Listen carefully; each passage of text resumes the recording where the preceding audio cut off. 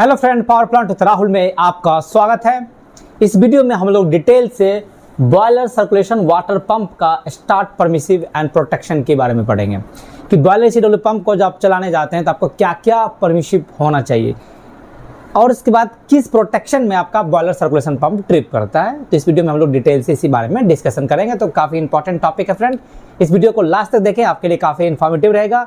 और जो फ्रेंड्स अभी तक मेंबरशिप नहीं लिए हैं तो मेंबरशिप लेने से आपको मेरा व्हाट्सएप नंबर मिल जाएगा और पावर प्लांट से रिलेटेड कुछ भी अगर डाउट है तो आप मुझे मैसेज कीजिए, मैं आपको उसमें रिप्लाई दूंगा। तो आइए इस वीडियो को हम लोग स्टार्ट करते हैं।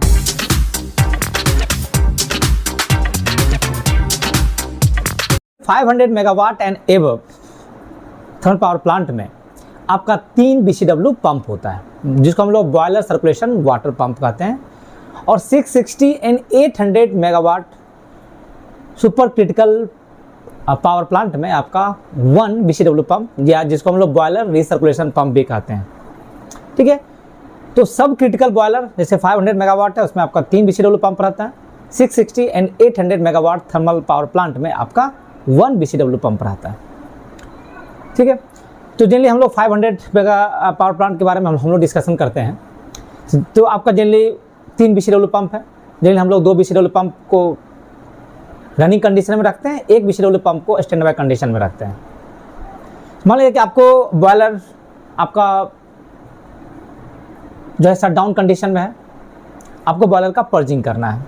पर्जिंग करने के बाद फिर आपको ऑयल गन लेना है। तो पर्जिंग में एक इंपॉर्टेंट परमिसिव है फ्रेंड कि आपका बॉयलर सर्कुलेशन करेक्ट होना चाहिए। मीन्स आपका BCW पंप स्टार्टेड कंडीशन में होना चाहिए।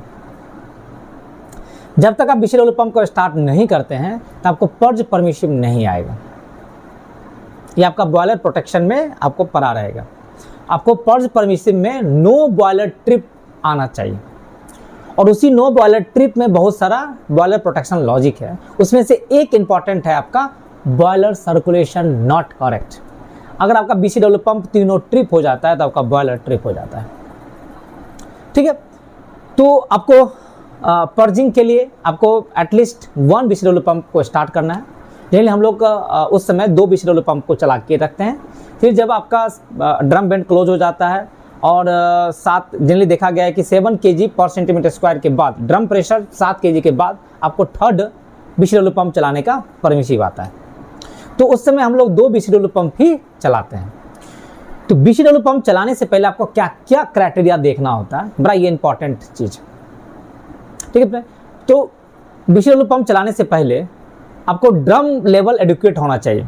जनरली आप BCW पंप चलाते हैं तो ड्रम लेवल काफ़ी डीप मारता है, तो आपको ड्रम लेवल एक एडुकेट +200 +250 mmWc हम लोग पहले से फिल कर लेते हैं। इसके बाद ही हम लोग फर्स्ट BCW पंप को चलाते हैं, क्योंकि BCW पंप जैसे चलाते हैं तो आपका ड्रम लेवल काफ़ी डिक्रीज होता है, इसलिए आपको ड्रम लेवल एडुकेट करके रखना है। तो BCW पंप को चलाने से पहले देखिए इसका स्टार्ट परमिसिव क्या है friend. Discharge valve stem 1 stem 2 open होना चाहिए। जैसे आपका जनरली क्या है कि BCW पंप जो होता है वो सिंगल सक्शन डबल डिस्चार्ज होता है। आपका एक्सेली वाटर फ्लो करता है, रेडियली आपका बाहर निकलता है।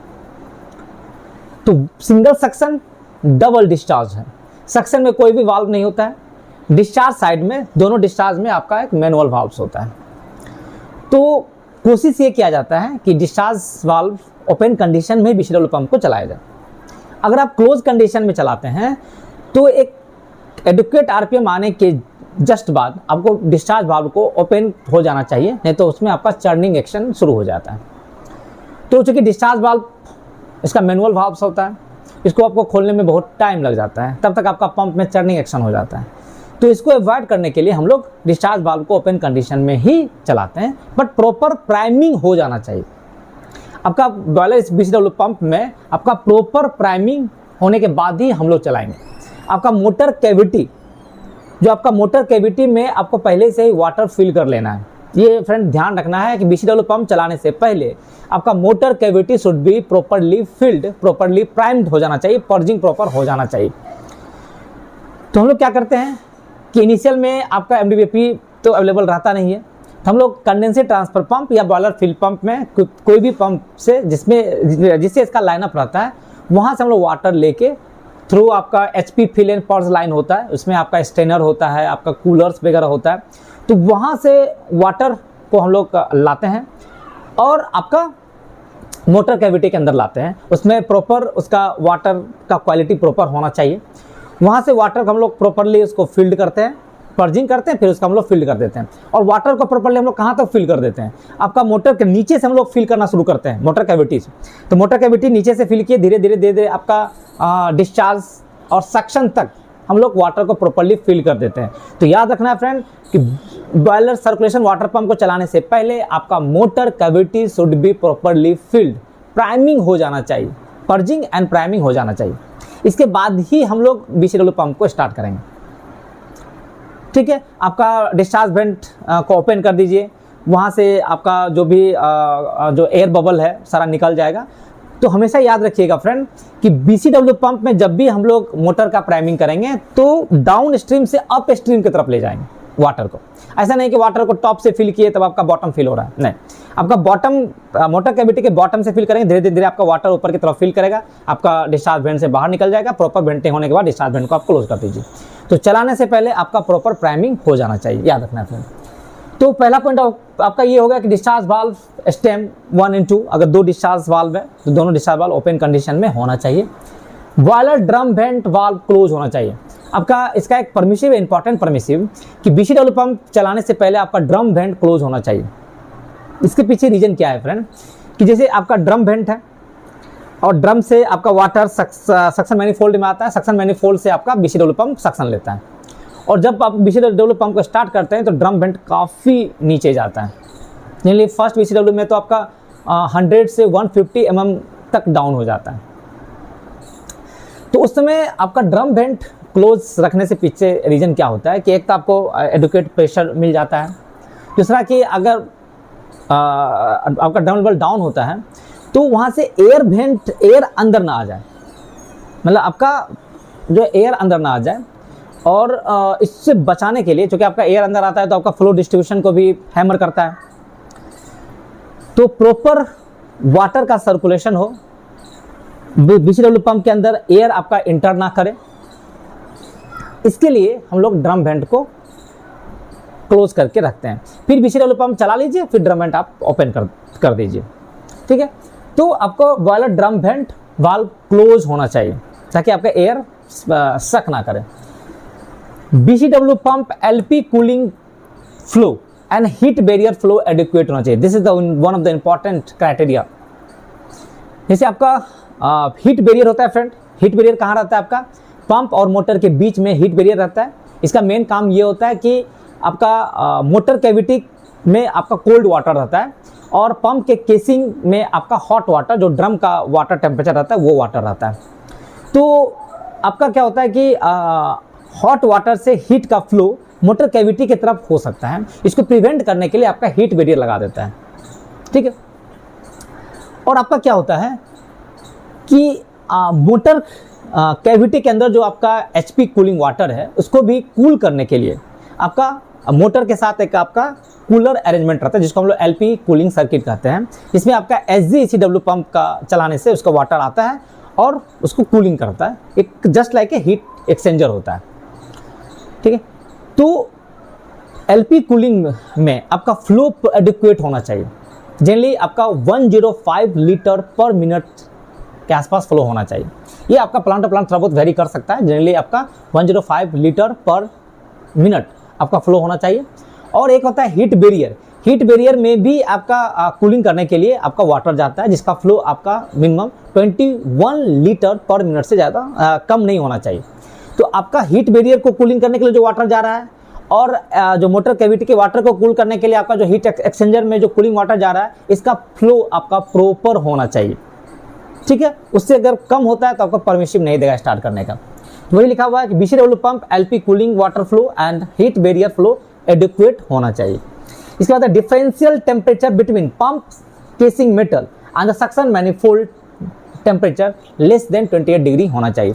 जैसे फ्रेंड आपका क्या होता है कि आपका एक सक्शन मैनिफोल्ड है, सक्शन मैनिफोल्ड में आपका ड्रम से वाटर आता है, टोटल आपका 6 लाइन होता है, यहाँ पे जनरली 6 लाइन होता है। आपका एक सक्शन मैनिफोल्ड है, सक्शन मैनिफोल्ड से आपका 3 लाइन निकलता है, तीनों BCW पंप के लिए होता है, ठीक है। और यहाँ से आपका डिस्चार्ज होता है।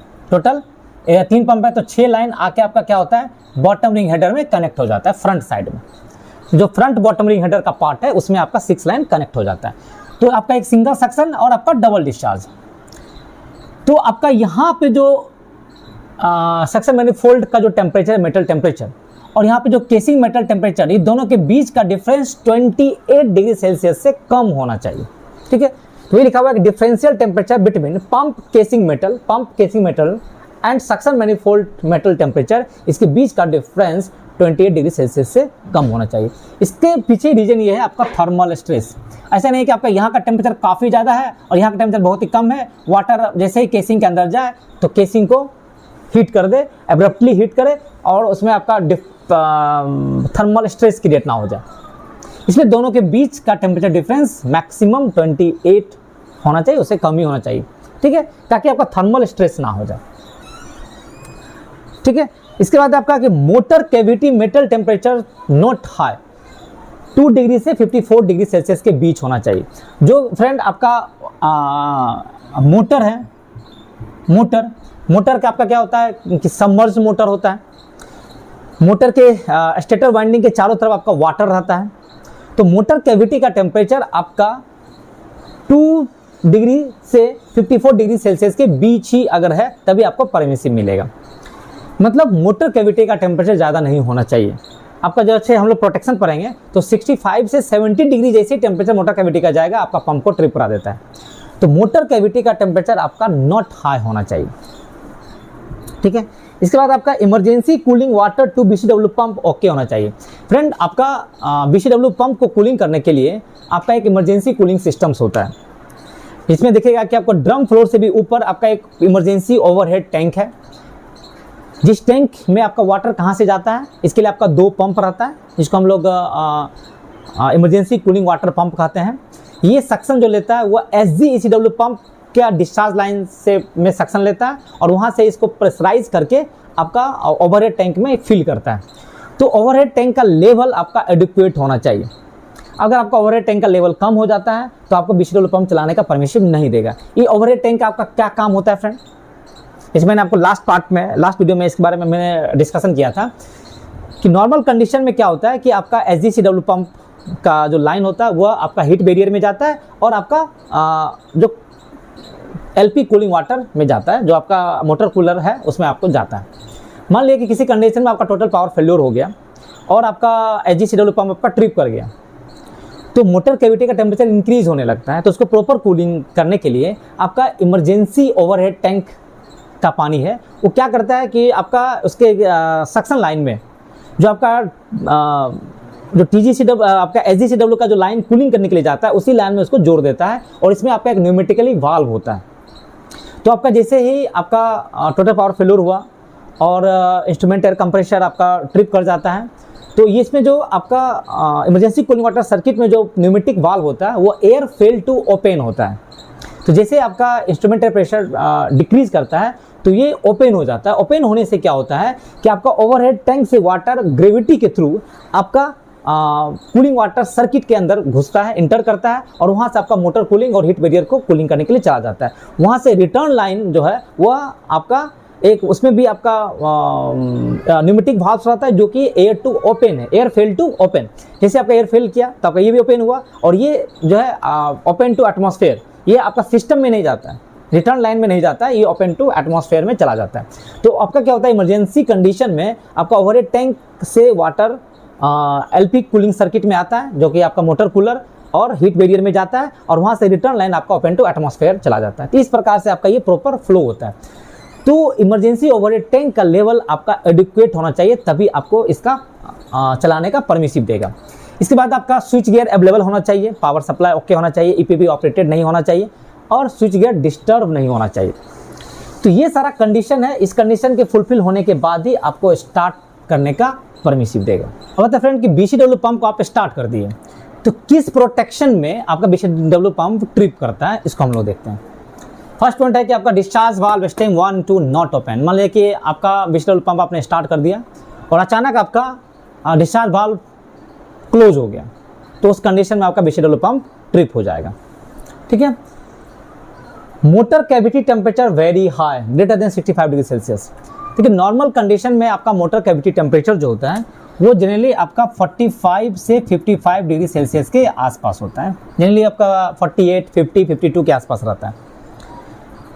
मान लें कि मोटर कैविटी टेम्परेचर इंक्रीज होके अगर 60 डिग्री सेल्सियस चला जाता है तो आपको एक अलार्म आएगा, और अगर कंटिन्यूस टेम्परेचर अगर इंक्रीज होके और 65 डिग्री सेल्सियस से ज़्यादा चला जाता है तो आपका ट्रिप हो जाता है। ठीक है। अच्छा, मोटर कैविटी टेम्परेचर जो होता है तो आपका मोटर के अंदर आपका क्या स्टेटर वाइंडिंग के चारों तरफ आपका वाटर है, और केसिंग में आपका ड्रम वाटर है जिसका टेम्परेचर आपका जनरली कितना रहता है 340 डिग्री सेल्सियस के आसपास होता है, और मोटर कैविटी के अंदर जो वाटर है उसका टेम्परेचर आपका 50 डिग्री सेल्सियस के आसपास है। कितना टेम्परेचर डिफरेंस है। तो आपका क्या होगा कि मोटर केस जो आपका केसिंग में जो वाटर है वो हॉट वाटर है, मोटर कैविटी के अंदर जो वाटर उसका टेम्परेचर कम है, तो यहाँ से हीट का फ्लो होगा कहाँ से, आपका पंप के केसिंग से मोटर कैविटी की ओर। तो इस हीट को रोकने के लिए आपका क्या है, यहाँ पे हीट बैरियर एक लगा देता है। हीट बैरियर का क्या काम होता है कि आपको हीट को यहाँ से यहाँ मोटर कैविटी के अंदर जाने के लिए नहीं देता है, और हीट बैरियर को कूलिंग करने के लिए आपका LP कूलिंग वाटर होता है जो कि आपका SGCW पंप का वाटर होता है, DM वाटर होता है। तो एक आपका हीट बैरियर लगा के आप मोटर कैविटी के टेम्परेचर को कंट्रोल कर रहे हैं। दूसरा क्या होता है कि मोटर के साथ आपका एक कूलर अटैच रहता है जिसको हम लोग LP कूलिंग मोटर कूलर्स कहते हैं। इस कूलर में आपका क्या होता है कि SGECW का वाटर आता है। ठीक है। तो आपका मोटर कैविटी के अंदर जो वाटर रहता है जिसका प्रॉपर सर्कुलेशन होना चाहिए, ऐसा नहीं कि वो स्टैटिक कंडीशन हो, नहीं तो उसका टेम्परेचर बढ़ता जाएगा।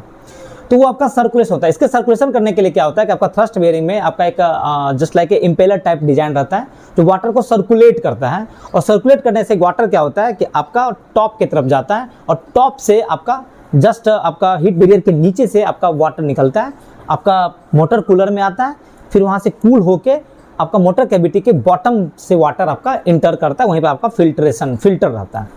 ठीक है। तो आपका क्या होता है, और वहाँ पे मोटर कूलर में आपका मोटर कैविटी के अंदर के वाटर के टेम्परेचर को कम किया जाता है। तो दो मेथड है आपका जहाँ से आप मोटर कैविटी के वाटर को कंट्रोल कर सकते हैं। एक आपका हीट बैरियर, दूसरा आपका कूलर होता है। ओके। तो मान लिया कि आपका मोटर कैविटी का टेम्परेचर इंक्रीज कर रहा है, जिसके पीछे क्या क्या रीजंस हो सकता है। एक तो हो सकता है कि आपका जो कूलर के अंदर जो वाटर का फ्लो हो रहा है, LP वाटर का फ्लो हो रहा है, वो आपका कम हो गया हो। सेकेंड हो सकता है कि आपका कूलर में लीकेज हो गया हो, जिससे आपका क्या हो रहा है कि आपका वाटर का टेम्परेचर जो SGCW वाटर का ही टेम्परेचर इंक्रीज हो जा रहा हो। क्योंकि आपका हीट एक्सचेंजर में आपका दो वाटर है, एक आपका HP सर्किट वाटर है जो कि मोटर कैविटी का वाटर है, दूसरा आपका SGCW का वाटर है। तो आपका मोटर कैविटी के अंदर का जो प्रेशर वाटर का प्रेशर है वो आपका केसिंग का जितना प्रेशर है वही प्रेशर रहता है। प्रेशर आपका सेम है, टेम्परेचर में डिफरेंस है, लेकिन मोटर कैविटी के अंदर वाटर का प्रेशर और पंप के केसिंग के अंदर जो वाटर का प्रेशर, दोनों प्रेशर सेम है, बट आपका टेम्परेचर डिफर है। ठीक है। डिफर क्यों है? Due to the heat barrier, but pressure दोनों सेम है। तो आपका एक HP सर्किट हो गया वाटर सर्किट, एक आपका LP वाटर सर्किट हो गया। HP वाटर सर्किट कौन हो गया? जो मोटर कैविटी के अंदर जो आपका वाटर है उसको हम HP वाटर सर्किट कहते हैं, और जो आपका SGCW का वाटर जो मोटर कूलर में आ रहा है उसको हम लोग LP कूलिंग वाटर सर्किट कहते हैं। दोनों में क्या है कि प्रेशर का डिफरेंस है। अगर मान लीजिए कि आपका ट्यूब में कुछ लीकेज हो गया तो आपका क्या होगा कि हाई प्रेशर वाटर जो है वो इंटर करेगा किसमें? LP कूलिंग वाटर में, और उसका टेम्परेचर को इंक्रीज कर देगा। तो ये एक रीजन हो सकता है टेम्परेचर बढ़ने का। फ्लो कम हो वो भी एक आपका रीजन हो सकता है। दूसरा है कि आपका अगर लीकेज हो, आपका फ्लेंस वगैरह में अगर कुछ लीकेज हो गया हो, वहाँ से भी आपका टेम्परेचर इंक्रीज हो सकता है। तो बहुत सारा रीजन है टेम्परेचर बढ़ने का। तो अगर टेम्परेचर बढ़ रहा है और आपका प्रॉब्लम पता नहीं चल पा रहा है, आप उसको रेक्टिफाई नहीं कर पा रहे हैं कि किस रीजन से टेम्परेचर इंक्रीज कर रहा है, तो immediately switch off the pump, otherwise at 65 degree Celsius pump will trip. ठीक है। तो एक ये रीजन है। उसके बाद है failure of LP cooling water supply to motor cooler. Same reason, अगर मोटर कूलर के अंदर जो LP कूलिंग वाटर जो जा रहा है उसका फ्लो आपका कम हो गया, जनरली आपका फ्लो 105 लीटर पर मिनट से कम नहीं होना चाहिए, और हीट बैरियर में जो फ्लो है वो 25 लीटर पर मिनट से कम नहीं होना चाहिए। इससे अगर कम हो जाता है तो आपका टेम्परेचर बढ़ना शुरू हो जाता है। फिर आपका क्या है कि आपका अगर एक्सेसिव करंट अगर ले रहा है, अगर आपका मोटर ओवरलोड में ट्रिप कर गया हो, शॉर्ट सर्किट हो गया हो, ईपीबी ऑपरेटेड हो गया हो, आपका एमसीसी डिस्टर्ब हो गया हो, तो इस सारे रीजन से आपका बीसीडब्ल्यू पंप जो होता है प्रोटेक्शन में आपका ट्रिप हो जाता है। कि आपका पंप का मोटर कैविटी का टेम्परेचर आपका इंक्रीज हो गया, 65 डिग्री सेल्सियस पे आपका ट्रिप कर गया है, तो आपको मोटर कैविटी के टेम्परेचर को आपको कंट्रोल करना पड़ेगा। नहीं तो अगर एक्सेस टेम्परेचर अगर हो जाता है तो आपका स्टेटर वाइंडिंग आपका डैमेज हो जाएगा, उसका इंसुलेशन आपका डैमेज हो जाता है, क्योंकि आपका स्टेटर वाइंडिंग का जो इंसुलेशन होता है वो वाटर के साथ कॉन्टैक्ट में आता है और वो प्लास्टिक इंसुलेटेड होता है। अगर आपका टेम्परेचर इंक्रीज करेगा वाटर का तो अल्टीमेट आपका स्टेटर वाइंडिंग का इंसुलेशन डैमेज करेगा, आपका पंप आउट हो जाएगा।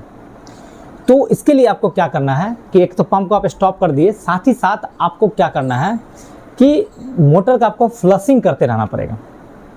आपका कंडेंसर ट्रांसफर पंप को चलाइए या बॉयलर फिल पंप, जिससे भी आपका पर्जिंग का लाइनअप है। जनरली कंडेंसर ट्रांसफर पंप से रहता है, कहीं कहीं आपका बॉयलर फिल पंप से भी देखते हैं लाइनअप रहता है। तो बॉयलर फिल पंप चला के या कंडेंसर ट्रांसफर पंप चला के आपको मोटर कैविटी के अंदर वाटर को कंटिन्यूअस फिल करते रहना है और उस वाटर को आपको डिस्चार्ज करते रहना है। ये तब तक करते रहना है जब तक आपका टेम्परेचर को कंट्रोल नहीं कर लेते हैं, ठीक है। और ये जो आपका रेट है वो रेट 5 लीटर पर मिनट से ज़्यादा नहीं होना चाहिए। आप वाटर को लीजिए, ठंडा कोल्ड वाटर लीजिए, कोल्ड एंड क्लीन वाटर आपको चाहिए, क्लीन वाटर को लीजिए और वहाँ से आपको कंटिन्यूअस फ्लश करते रहिए। तो आप मोटर कैविटी के टेम्परेचर को इंक्रीज होने से बचा सकते हैं, स्टेटर वाइंडिंग को जलने से आप बचा सकते हैं, ठीक है। इसके बाद फ्रेंड कुछ आपको अलार्म, ट्रिपिंग से पहले आपका अलार्म आता है। अलार्म वैल्यू ऐसा होता है जो जहाँ पे आप एक्शन ले सकते हैं, ट्रिपिंग होने से बचा सकते हैं इक्विपमेंट को। इसके लिए आपको ट्रिपिंग वैल्यू से कुछ पहले ही आपको एक अलार्म आ जाता है। जैसे आपका motor cavity temperature 60 degree Celsius पे आएगा तो आपको अलार्म आता है। यहाँ पे आप इसको कंट्रोल कीजिए, और आप कंट्रोल नहीं कर पाते हैं तो 65 डिग्री सेल्सियस पे आपका ट्रिप हो जाता है। जैसे आपका LP cooling water flow to the cooler में आपका अगर 90 लीटर पर मिनट से कम हो जाता है तो आपको एक अलार्म आएगा। और हीट बैरियर में भी फ्लो करते हैं आप, इसमें आपका 15 लीटर पर मिनट से अगर कम हो जाता है तो आपका ट्रिप करा देगा, ठीक है। तो आपको ये कुछ आपको अलार्म वैल्यू यहाँ पे आते रहेगा। अलार्म वैल्यू आने के बाद आप उसको एक्शन लीजिए ताकि आप इक्विपमेंट को ट्रिप होने से बचा सकें।